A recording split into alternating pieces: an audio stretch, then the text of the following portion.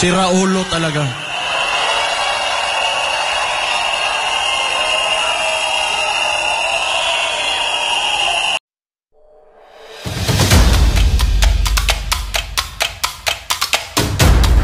Ikaw, Bongo. Kumpare ta ka. Pero kung alam ko lang pala na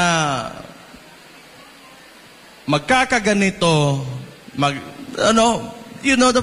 yung mga tao, yung nagboto kami, mga Dabawinyo, nagboto kami sa Imuhabong. Kung alam ko lang na ganito lang pala yung gagawin mo, sana hindi na lang.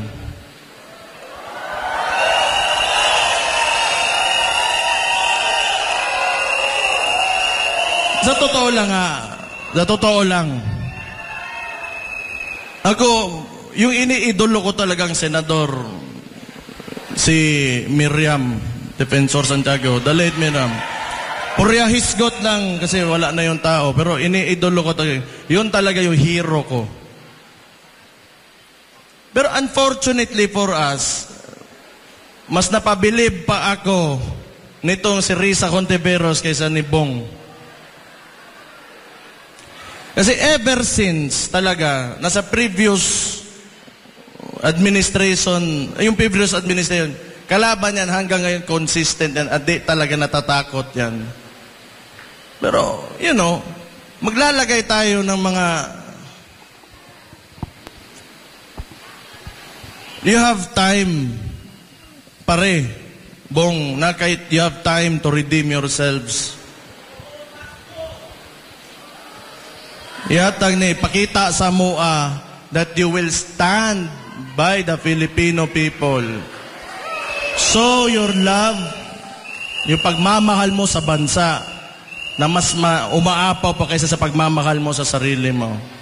Kasi hirap na yung mga tao ngayon.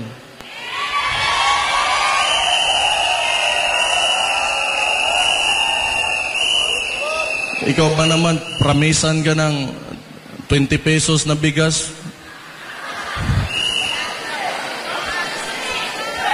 Typical na talaga, textbook na scam. Ala, talaga,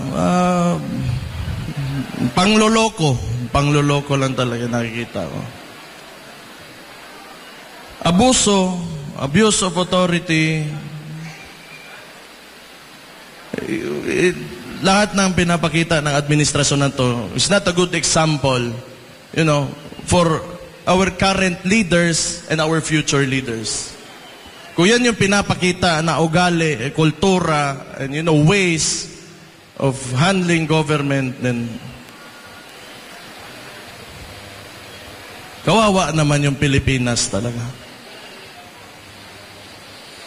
Kawawa naman. Sana naman matapos na itong yung practices ng mga trapo talaga. Nakakapagod na rin. Sa tagal na panahon, yung problema talaga ng Pilipinas, alam nyo, corruption talaga. Corruption talaga. Magandang gawin, naiisip ko, ibalik mo yung death penalty, isama mo yung corruption, plunder, bribery. Tingnan natin kung may tatakbo ba andyan sa Congress at Senado na yan.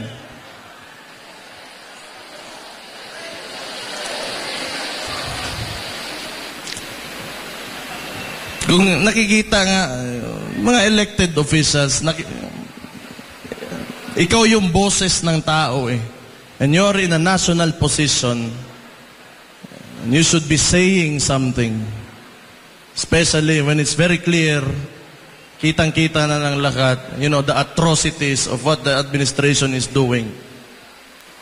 And you should say something. Wala. Di, tayo na lang. Kaya pa?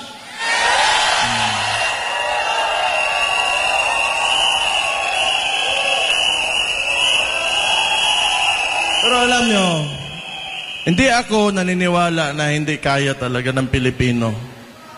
Kailangan lang talaga may faith lang kayo, may paniniwala lang kayo na maiangat talaga natin yung bansa natin. Kasi kung hindi, wala sana tayo ngayon dito. Kasi mas gusto pa natin na mas maganda pa talagang kinabukasan para sa ating lahat, sa bawat Pilipino. And thank you for being with me tonight dito sa Pampanga, sa Hakbang ng Maisog.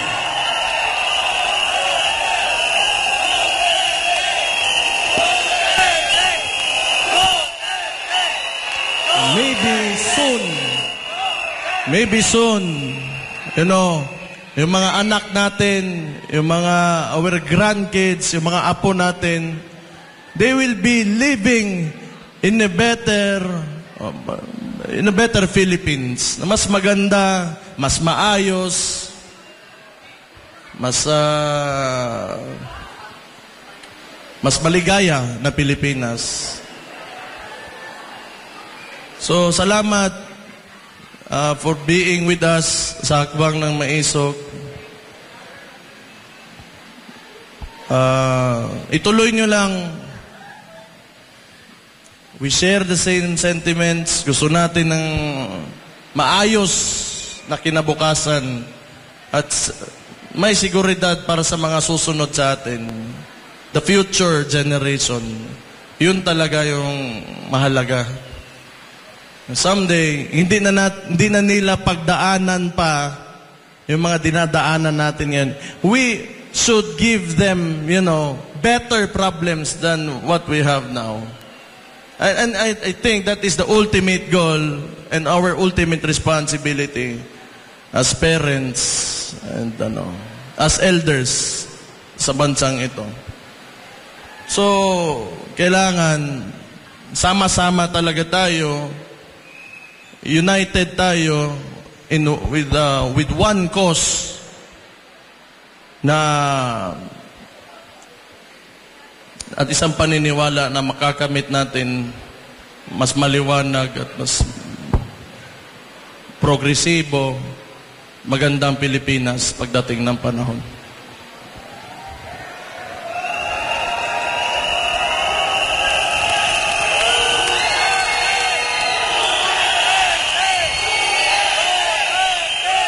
Ako,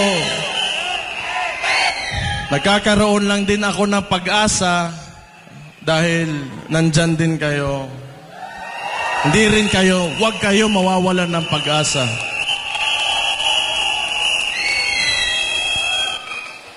Okay na yun?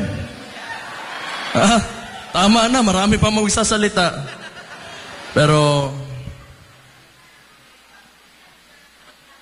you fight for your country.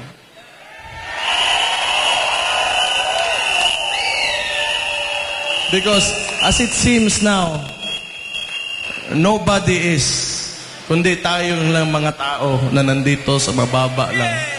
So we will fight for that. And no one, sa nakikita ko, sa politika ng Pilipinas ngayon, takot lahat. Kayo lang yung maisog. Magandang gabi sa inyong lahat at mabuhay kayong lahat. Thank you and God bless you all. Duterte! Duterte! Duterte!